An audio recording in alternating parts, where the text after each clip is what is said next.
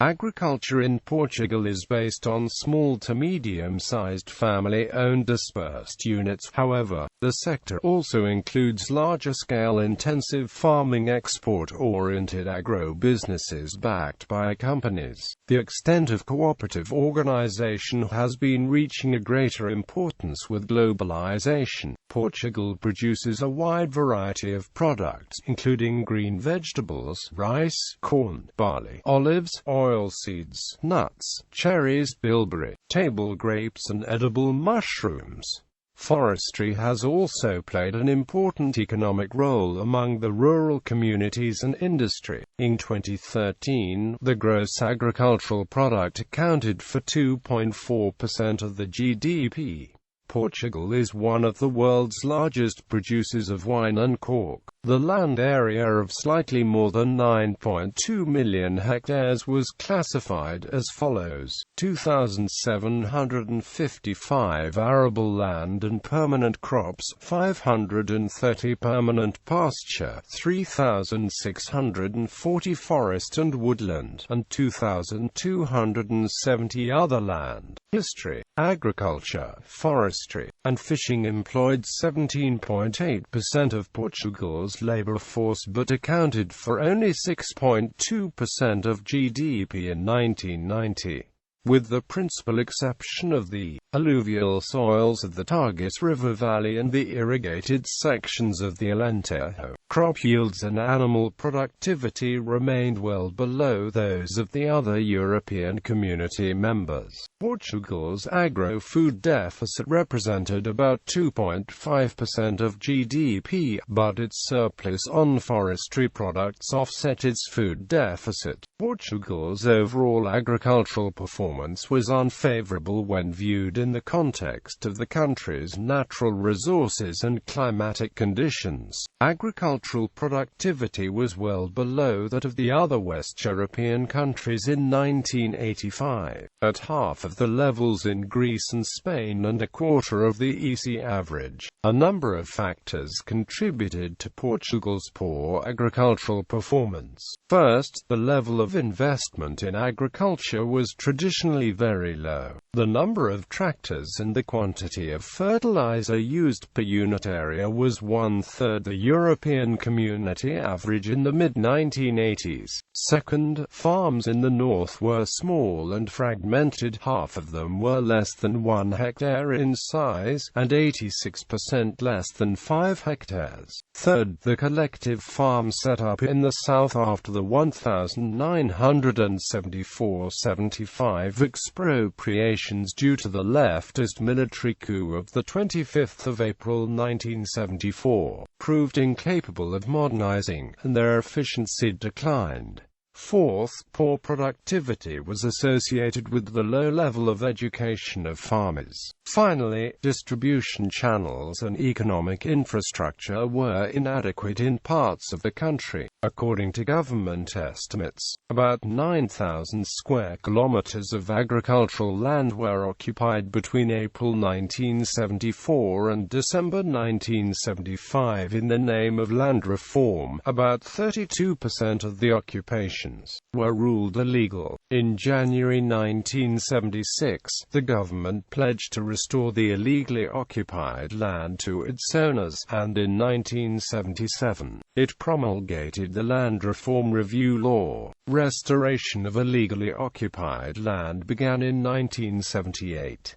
Following its adhesion in 1986 to the European Economic Community, now the European Union, Portugal's agriculture, like in other EU member states, has been heavily shaped by the Common Agricultural Policy. With the reform of CAP, a significant reduction in the number of producers through consolidation resulted in the end of traditional, subsistence-like based agriculture. In 1998, 28% of the land was considered arable. Of the 26,000 square kilometers, 74% was cultivated with seasonal crops and 26% was under permanent crops. In 2001, the gross agricultural product accounted for 4% of GDP. In 1999, Portugal produced 949,117 tons of potatoes, 1,151,526 tons of tomatoes, 15,766 tons of sweet potatoes, 373,131 tons of wheat, 333,000 tons of olives, 151,650 tons of rice, 215,337 tons of oranges. Wine, particularly Port and Madeira from the Douro region and the Madeira Islands, is an important agricultural export. Production totaled 679,000 tons in 1999, down from 1,137,000 tons in 1990.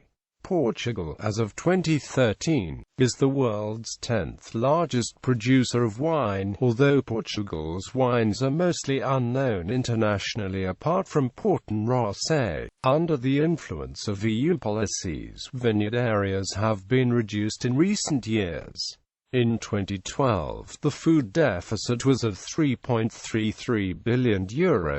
Major agricultural products. Portugal's climatic and topographic conditions allow for an extremely large number of crops, including olives, figs, citrus, mushrooms, sunflower, tomatoes, cereals, bananas and pineapple, wine, table grapes, leaf vegetables, dairy, tomatoes for processing, rice, sugar beets, mushrooms, cork and olives are very competitive. Improved marketing practice since the 1990s enabled fresh horticultural and fruit products of Portuguese origin to become widely demanded in both the domestic and export markets. Beef. The European Union recognizes the following Portuguese protected designation of origin beef brands: Carne Alentejana, Carne Aroquesa, Carne Barrosa, Carne Caixena da Peneda, Carne da Charnica, Carne de Bovino Cruzado dos Lameiros de Barroso, Carne dos Ecos, Carne Marinha, Carne Maronesa, Carne Murtalenga, Carne Mirandoso. Cheeses. Portugal produces a wide variety of cheeses. There are certified cheese-producing regions, including DOC, protected designation of origin. These include the Castelo Branco cheese, Saluio, Santarém cheese, and Serra da Estrela cheese. Fruit. Pera Rocha, Cova da Beras cherries, a number of chestnut-producing regions, and Alaranha do Algarve are examples of well-known Portuguese certified products. Portugal is the fourth world leader on tomato production, at Alentejo. In 2012, Portugal produced 116,300 tons of pears, 320,000 tons of bananas and 183,400 tons of oranges. Pork is also a very popular meat in Portugal. Pork meat is often served with acorns and white truffles that are commonly found in the large oak grove of the country. The Carne de Porco Alentejano has the status of protected designation of origin. There are many dishes with pork like the Carne de Porco Alentejano and the typical light AO. Pork made presunto, a dry cured ham, is also typical and popular, as well as fiambre, a wet cured ham. Wines. The quality and great variety of wines in Portugal are due to noble castas, microclimates, soils and proper technology. Official designations. Quality wine produced in a specific region of EQPRD, Vinho de Qualidade Produzido em Região Demarcada. These are the most protected wine and indicates a specific vineyard, such as port wine, Vinhas Verdes, and Alentejo wines. These wines are labeled DOC, which secures a superior quality. Wines that have more regulations placed upon them but are not in a DOC region fall under the category of Indica Sauda Proveniencia Regulamentada. Regional wine. Vinha regional carries with it a specific region within Portugal. Table wines. Vinho da Mesa carries with it only the producer and the designation that it is from Portugal. Agribusiness. Among the largest companies in the agricultural and agribusiness sector of Portugal are such examples as Grupo Rural, Companhia das Leserias, Vale da Rosa, Savana Group, Sumol Plus Compul, Só Grape Derivo, Frulact, Amorim, Delta, Valuro and Lactogal. The leading Portuguese brewery Unicef developed and supported agriculture projects for barley producers in Portugal. Its aim was the increase of Portuguese high-quality malt for use in the producing process of its beers. Retail, market and distribution. Competitors are always well represented at Portuguese agricultural fairs and food-related shows. Other nations advertise in Portugal's food magazines and on television, and join with hotels in weekly menu promotions, complete with food products, cooks, exhibits and decorations. Competition also heats up among Portuguese and foreign firms over extremely expensive hypermarket shelf space. Suppliers fight to maintain and expand exposure of the products as the number of hypermarkets boomed since the 1990s. The struggle is getting even more intense as larger stores continue to carry more private label products, constricting shelf space even more for branded products.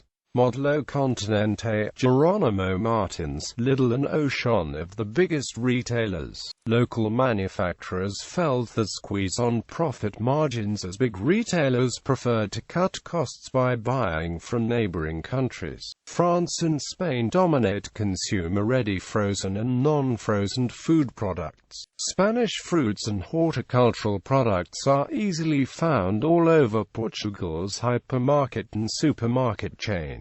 The European Union, South America, the Middle East and China also compete with dried fruits, tree nuts, pulses and prepared product markets. With a land area about the size of the U.S. state of Indiana, Portugal maintains quite a varied distribution network. The food distribution structure includes wholesalers, retailers, institutions and associations. Portuguese retailers generally make the purchases through a broker from the manufacturer or directly from a distributor, cash and carry store. Traditional wholesaler are from retailer associations and cooperatives. The associations and cooperatives, made up mostly of small store owners, help members increase purchasing power, compete with larger stores and access training and trade seminars. But the role of import agents and traditional brokers declined, and retailers are becoming more adept at direct importing. Hypermarkets and supermarkets, including joint ventures between the Portuguese and French, control over 50% of retail food sales. The Portuguese government put the brakes on the tremendous growth of hypermarkets in an effort to protect smaller retailers. With the high buying power, the hypermarkets can be more competitive in pricing and could easily squeeze smaller businesses out of the marketplace.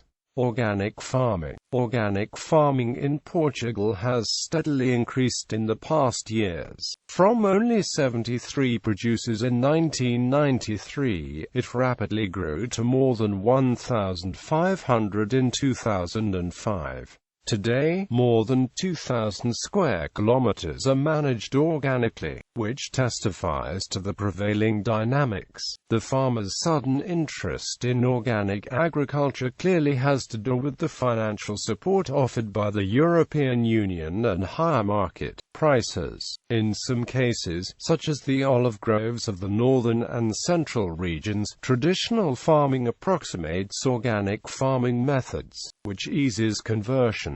With horticulture or orchards, the change is not so easy, and therefore there are not as many farmers converting. The supply is still less than the demand, reflecting the fact that organic farming is still at an initial stage. The Portuguese are growing more conscious of health and the environment, which explains the rising interest in natural foods and fibers. Their increasing purchasing power encourages this development. However, these positive factors for the expansion of organic production may not be enough to guarantee a continuous increase in the future, since several obstacles hinder the farmers' performance. In 2011, more than 220,000 hectares were managed organically, while there were 5,938 producers.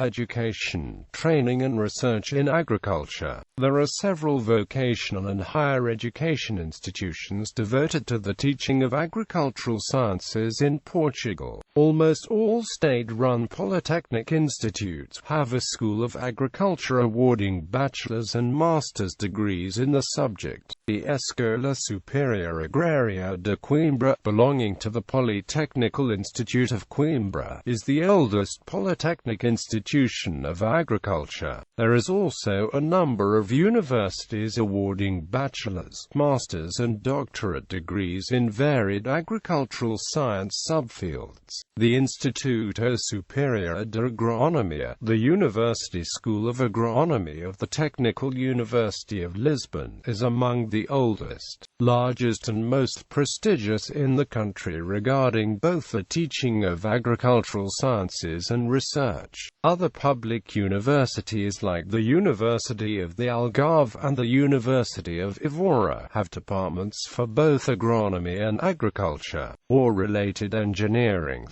The Instituto Nacional dos Recursos Biológicos is the national research institute for agriculture and fisheries.